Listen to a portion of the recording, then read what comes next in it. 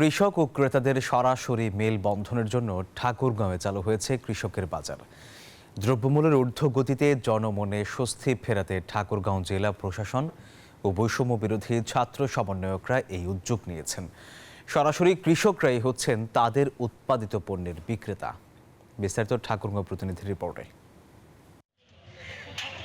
ঠাকুরগাঁওয়ে কৃষকের বাজার। কৃষকরা তাদের নিজেদের ক্ষেতের লাউ, শিম, মূলা, বরবটি, আলু, কাঁচামরিচ সহ বিভিন্ন সবজির পসরা নিয়ে বসেন।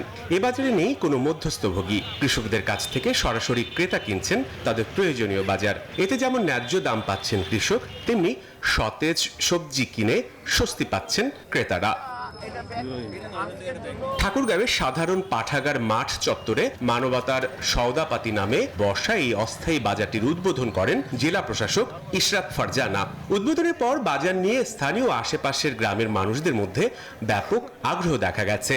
কারণ বর্তমান যে নিত্যপণ্যের বাজারে যে দ্রব্যমূল্যের ঊর্ধ্বগতি, সেই তুলনায় এখানে দেখি দাম তুলনামূলক সস্তা। 65 টাকা কেজি বিক্রি করছি, যেটা বাজারে কিনতে গেলে 80 টাকা 90 টাকা লাগবে। এখানে ভোক্তা কিন্তু সাশ্রয় পাইলো। যারা বাজারে তোমার 20 টাকা দিয়ে এনে 10 টাকা পেলাম। আচ্ছা, যারা এখানে বাজার করছে তারা এখান থেকে কিনে নিচ্ছেন এবং তাদের ইচ্ছা মতো তারা এখানে দান করতে পারছেন এবং যাদের প্রয়োজন হচ্ছে তারা এখান থেকে বিনামূল্যে নিয়ে যেতে পারছেন।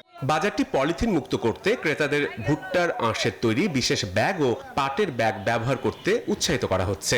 একদম মাটির কোনো ক্ষতি করবে না, এটা আমরা বাংলাদেশে খুবই কম। সপ্তাহে শুক্র শনিবার সকাল 8টা থেকে শুরু হওয়া এই বাজার চলে মধ্য দুপুর পর্যন্ত। শুধুমাত্র কাঁচা সবজি নয়, এখানে পাওয়া যাচ্ছে মাছ, মাংস সহ নিত্য প্রয়োজনে প্রায় সব পণ্যই। এই বাজার প্রতিষ্ঠার উদ্দেশ্য হচ্ছে কৃষক সরাসরি এখানে এসে ভোক্তার হাতে যেন পণ্যটি পৌঁছে দিতে পারেন, যাতে কৃষকও ন্যায্য মূল্য পান এবং ভোক্তাও তাদের সহনীয় দামে সেই পণ্যটি তাদের ঘরে নিয়ে যেতে পারে। এমন ছোট ছোট উদ্যোগে মধ্যস্থভোগীদের প্রভাবমুক্ত বাজার ও পলিথিন মুক্ত দেশ গড়তে যেমন ভূমিকা পালন করবে, তেমনি বাজার নিয়ন্ত্রণেও আসবে সুফল, এমনটাই প্রত্যাশা সাধারণ মানুষের। Desk report, news 24।